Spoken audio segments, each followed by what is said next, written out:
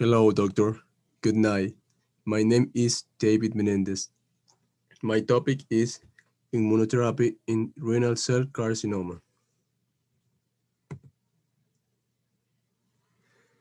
Definition: renal cell carcinoma, or RCC, formerly known as hypernephroma, is a kidney cancer that originates in the lining of the proximal convolute tubule, one type of very small tubes in the kidney that transports waste molecules from the blood to the urine. RCC is the most common type of kidney cancer in adults, responsible for approximately 19 or 95% of cases. Cancer or immunotherapy, utilizing of the patient's own immune systems to target the cancer cells rather than using an extreme therapy.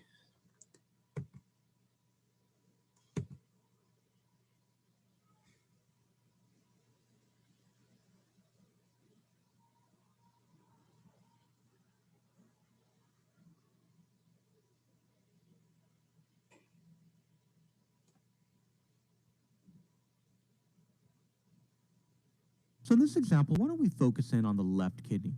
You can see that there are cysts in both kidneys, but there is a T2 hypointense mass arising from the left kidney. It's hypointense to the adjacent renal parenchyma. Now, if you look at the post-gadolinium images, the standard post-gadolinium images are a little bit hard to interpret. Is there really enhancement within this mass, or is this lesion just intrinsically a little bit T1 hyperintense? But I think when you're evaluating renal lesions, it's these post-gadolinium subtraction images that are absolutely vital for coming down on the right diagnosis. Notice that whereas it's somewhat difficult to identify the focus of abnormal enhancement within this lesion on the standard post-gadolinium images, it is clear on the subtraction images, particularly in the venous and delayed phases, that there is peripheral nodular enhancement along the posterior margin of the mass. Now, this is an example of a papillary renal cell carcinoma. Very faint, very subtle enhancement. The enhancement tends to be greater as you go along in the later phases, venous and delayed. And often the subtraction images are going to be vital in terms of identifying that rather subtle enhancement. Now, papillary RCCs tend to have low levels of enhancement. They're often going to be T2 hypointense, and I think that MR can be a great modality for identifying these lesions. I've seen several examples where it's hard to really appreciate definite enhancement on the CT scan, but the post-gadolinium subtraction images on MR really allow you to make the right diagnosis.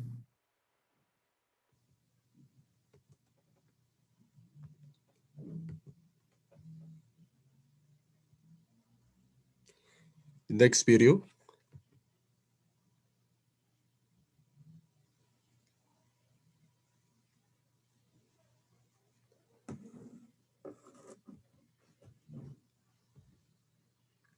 Okay. Applications in medicine.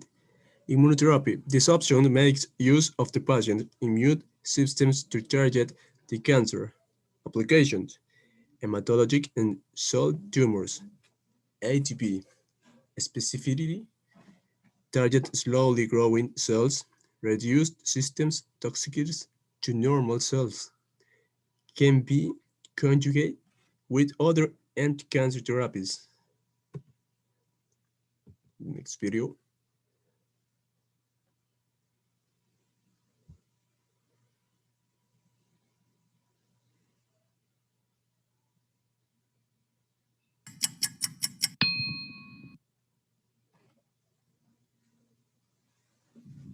Sunitinib is a tyrosine kinase inhibitor that targets a number of receptors, including the vascular endothelial growth factor receptors. Currently, anti-angiogenic therapy such as sunitinib is first-line treatment for most patients with advanced renal cell carcinoma. But immune checkpoint inhibitors such as nivolumab and ipilimumab have demonstrated significant efficacy in previously treated advanced renal cell carcinoma, raising the question of whether they can be used as first-line treatment. In the open-label international Phase 3 Checkmate 214 trial, 1,096 adults with treatment-naive advanced renal cell carcinoma were randomized to receive nivolumab plus ipilimumab or sunitinib. The co-primary endpoints were overall survival, progression-free survival, and the independently assessed objective response rate in patients with intermediate or poor risk as determined by the International Metastatic RCC Database Consortium Prognostic Score. Among 847 patients with intermediate or poor risk and a median follow-up of 25.2 months, those randomized to nivolumab plus ipilimumab had significantly improved overall survival, 75% versus 60% for sunitinib at 18 months, and a significantly improved objective response rate, 42% versus 27%. Progression-free survival was not significantly different between the groups because it did not meet the pre-specified threshold for multiplicity testing. Grade 3 or 4 treatment-related adverse events occurred less frequently with nivolumab plus ipilimumab than with sunitinib, 46% versus 63%. But more patients discontinued nivolumab plus ipilimumab due to adverse effects, 22% versus 12%. The authors conclude that in patients with intermediate and poor-risk treatment-naive advanced renal cell carcinoma, overall survival and objective response rates were significantly better with nivolumab plus ipilimumab than with sunitinib. Full trial results are available at nejm.org.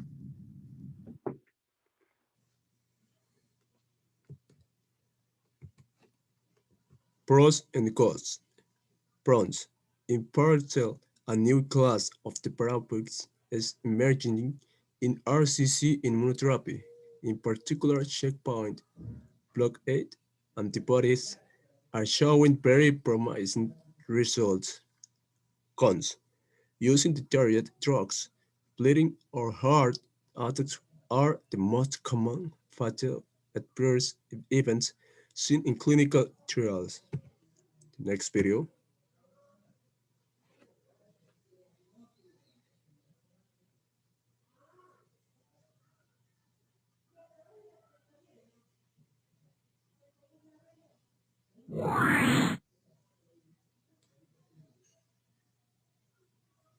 So this was actually the largest papillary RCC to date. We took over 100 patients with papillary RCC, gave them a drug called savolitinib. Savolitinib is a specific MET-only inhibitor, MET tyrosine kinase inhibitor, and has a safety profile that is pretty well acceptable. And why a MET inhibitor in papillary RCC? Now there is data. There is data from several sources, including the TCGA, that there's a subgroup of patients with papillary RCC, this rare really tumor. This is just a small subset of renal cell cancer. All what we talked about renal cell and the trial with IO drug are in clear cell. But papillary RCC is the second most common, still very rare, and we don't understand the biology. But again, few years ago now, we understand a subset of them do harbor alteration in the MET gene. MET mutation, MET amplification, and others, maybe around 30 to 40%, 50%, and these patients are sensitive to MET inhibitor. There was prior studies and there's a preclinical evidence. So we treated all of the patients with foritinib with metastatic, previously treated or untreated patient with papillary RCC. Now the response rate was low in the total cohort, 8%, but the responders were, the only responders were the ones that had MET alteration. If you had MET alteration, response rate close to 20%. If you don't, 0%. The progression-free survival, totally significant. The tumor shrinkage, also significant if you have MET alteration. And so hopefully in the future, we will have a study, or at least we interrogate this drug that is well tolerated, doesn't have, the VEGF inhibitors toxicity, but in a population that have MET alterations.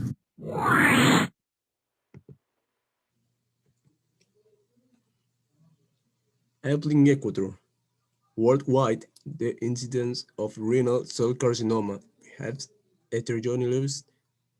In Ecuador, we have a prevalence report of 9.66 in 5 years per 100,000 inhabitants in both genders, ranking fifth.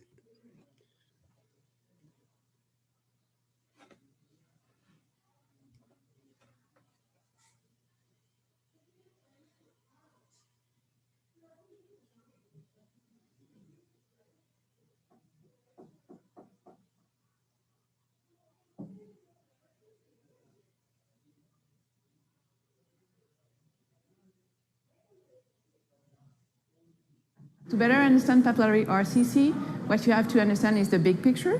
And so overall, out of 100 renal cell carcinoma, 80 will be clear cell.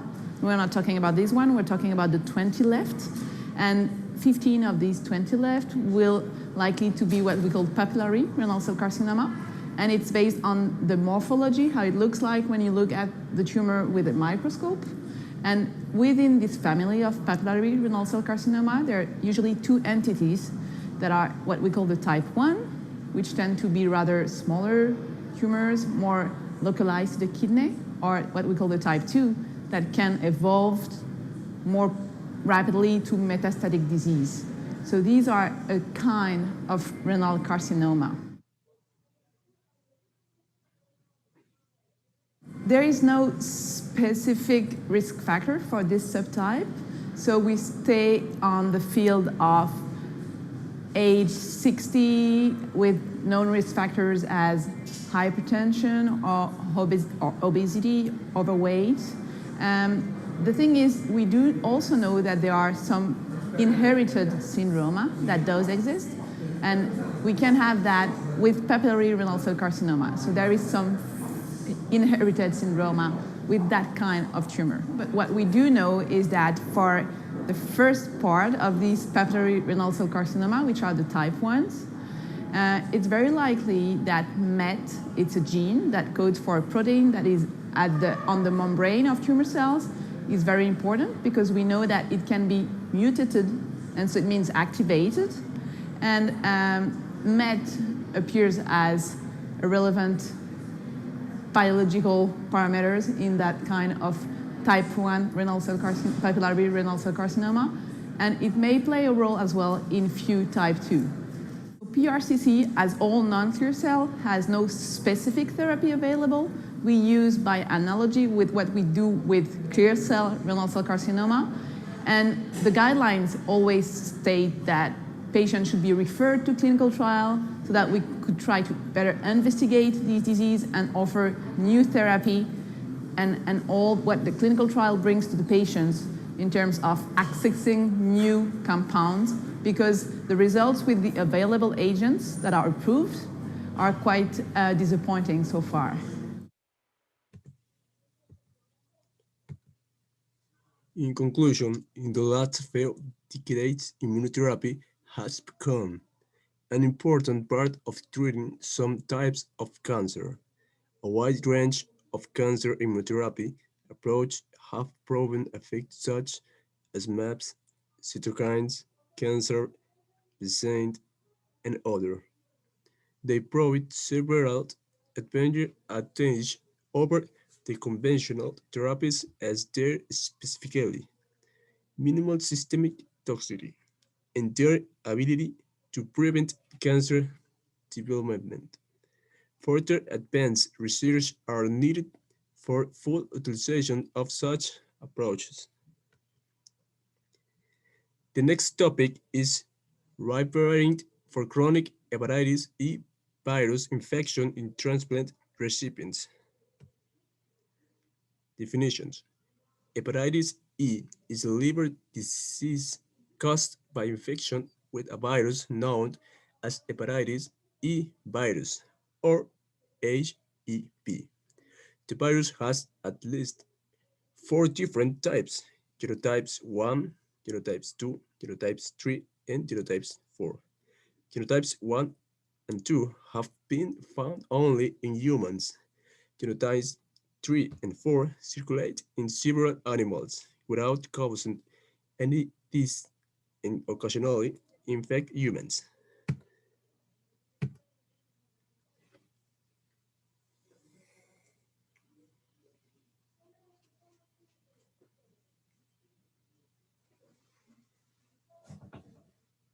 So now let's meet some patients so we can put to work what we have learned about hepatitis E diagnostics. Our first patient is Hannah. She feels sick and had to vomit at home. She's feverish and her skin has a yellowish color. Her symptoms started 1 week ago. 4 weeks ago, she came back from Mexico when she visited family. Obviously, we think about hepatitis. Let's order lab tests.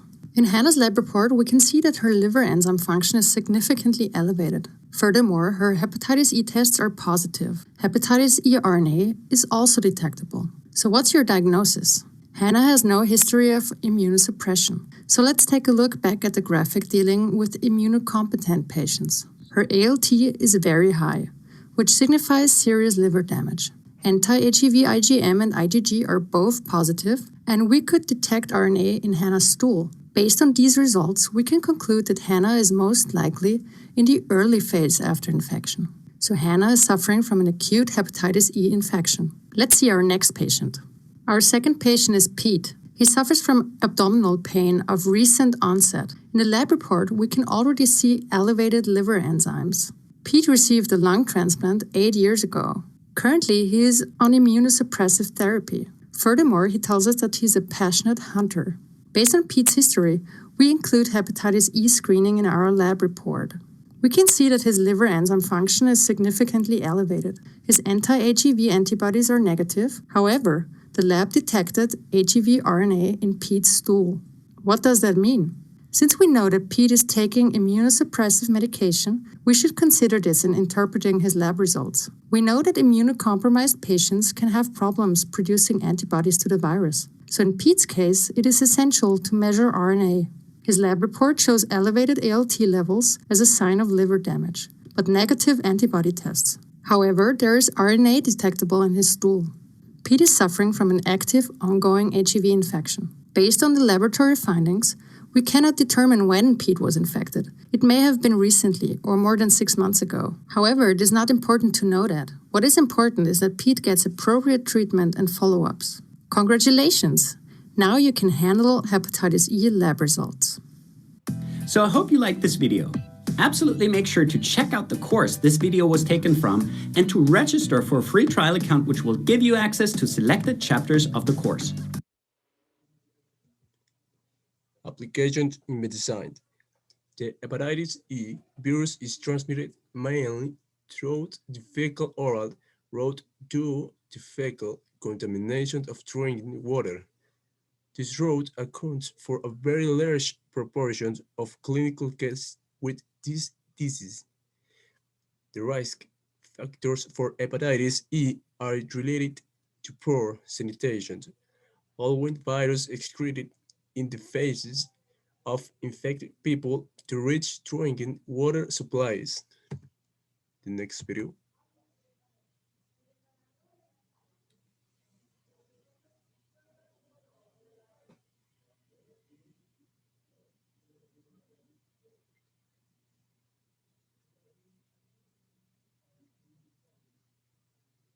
Hepatitis E is RNA virus.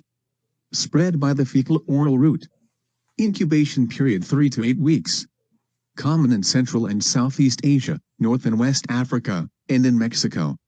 Causes a similar disease to hepatitis A, but carries a significant mortality, about 20% during pregnancy. In general, hepatitis E is a self-limiting viral infection followed by recovery. Prolonged viremia or fecal shedding are unusual. In acute infection, IgM antibodies to hepatitis E virus are positive. Does not usually cause chronic disease. A vaccine is currently in development, but is not yet in widespread use. Thank you for watching. For more videos, subscribe to our channel.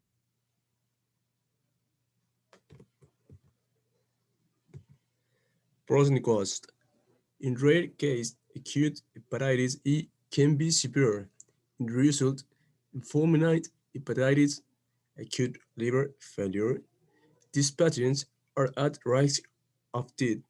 Fulminant hepatitis occurs more frequently when hepatitis E occurs during pregnancy. Next video.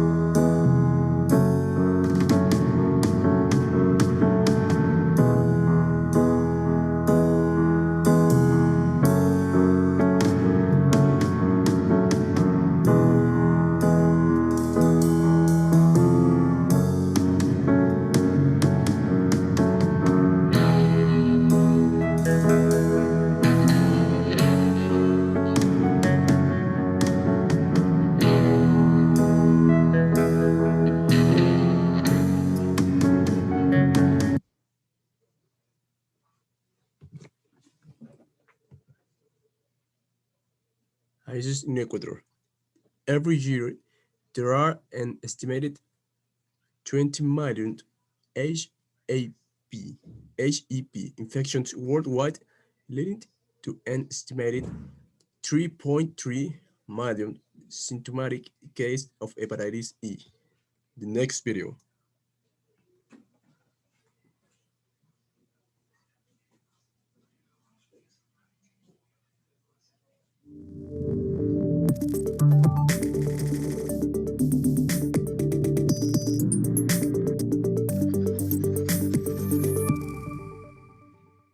Hepatitis E virus, referred to as HEV, is a common cause of sporadic and epidemic acute liver disease in developing countries. In the United States, sporadic cases of both imported and locally acquired HEV infections are mostly seen among adults. Incubation ranges from 15 to 60 days following exposure, with an average of 40 days. Liver enzyme elevation, as shown in blue and labeled ALT for alanine aminotransferase, usually occurs 4 to 5 weeks after exposure to HEV and persists for 3 to 13 weeks. Symptoms noted by the purple bar occur when liver enzymes are elevated. Virus excretion in stool, illustrated by the orange bar, is variable, but usually lasts from about 1 week before symptoms appear until about 1 week after they have surfaced. However, this time frame can be longer in some people. Viremia in acute self-limited infections, shown by the green bar, can be detected about 3 weeks following exposure or a week or so prior to onset of symptoms and lasts for about 2 weeks. Antibodies to HEV, both IgM anti-HEV, depicted by the pink hatched line, and IgG anti-HEV, illustrated by the black hatched line, are usually positive about 3 to 4 weeks after exposure. IgG anti-HEV persists, but IgM anti-HEV declines rapidly during early convalescence and is usually negative by 13 weeks. HEV serologic testing in persons with acute hepatitis for which other causes have been ruled out may be performed, especially in someone who has recently traveled to an area where HEV infection is more common. Chronic HEV infection is rare, but has been increasingly recognized in immune-compromised patients.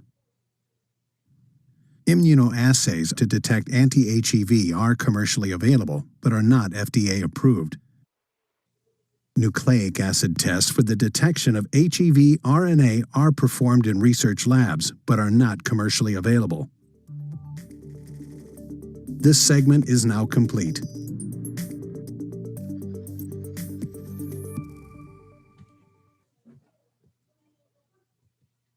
In conclusion, is ribavirin as monotherapy may be effective in treating chronic or HEV infections. A 3-month course seems to be an appropriate duration for this therapy, though a longer therapy can be given to heavily immunosuppressed patients in those who still have viremia 1 month after the initiation of therapy.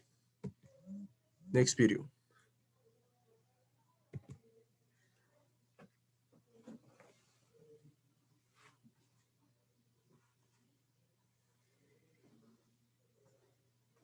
El virus de la hepatitis E es un virus que se transmite también por aguas contaminadas, alimentos contaminados en formas epidémicas y que siempre hemos considerado que estaba fuera de nuestro país de Europa, que lo cogía la gente cuando iba a la India o cuando iba a México. Pues no, ahora sabemos que ha vivido con nosotros siempre y que es una causa de enfermedad que al haber desaparecido las otras, cada vez la vemos con más frecuencia.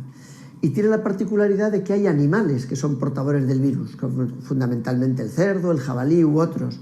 Y por lo tanto, en el manejo de esos alimentos crudos o la toma de esos alimentos puede ser fuente de infección. Normalmente es benigna, aunque cuando coge a alguien que tenga ya otra hepatitis puede ser grave. Y hoy día existe ya vacuna para este virus, pero que no tiene una amplia difusión en nuestro país, solamente en algunas partes del mundo.